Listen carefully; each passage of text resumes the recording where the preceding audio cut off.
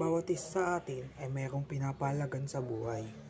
Kagaya ng kaibigang handang tumulong kung ikay nangangailangan, kapatid na parating nandyan para ikay protektahan, at isang magulang na walang ibang iniisip kundi ang iyong kapakanan.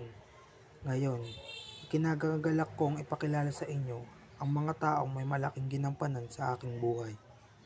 Ang mga taong naghihirap, simula'y ako'y pinagbuntis, hanggang sa ako'y iniluwal at ipinalaki. Sila ay walang iba kundi ang aking mga magulang. Sila ay mahalaga dahil unang-una, wala ako kung wala sila. Hindi ako magiging ganito, ngayon wala sila. Sila ang unang nagturo sa akin sa mga bagay-bagay, mula sa simpleng bagay kagaya ng pagtayo at paglakad, hanggang sa komplikado.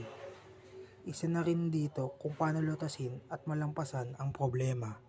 Pangalawa, dahil iniintindi nila ako, minsan talaga may nakakagawa kong di ka nais-nais. Katulad ng di pagrespeto, pagkus, pinapatawad pa rin nila ako at tapos pinagsasabihan upang maiwasan. Pangatlo, dahil lagi silang nariyan sa oras na kailangan ko sila o kahit na hindi naman. Isang konkreto na buhay nito, magsimula akong mag-aral ng kolehiyo dito sa Davao. Inahatid nila kinabukasan ang bagay na lubos upang kailangan sa aming presentasyon.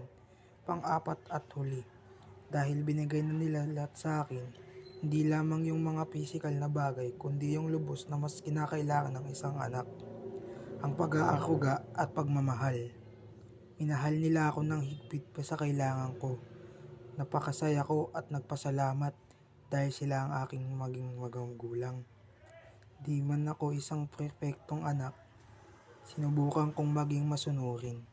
Gawin ko ito, di lamang para sa akin, kundi dahil gusto kong makabawi sa lahat ng nagawa nila sa akin.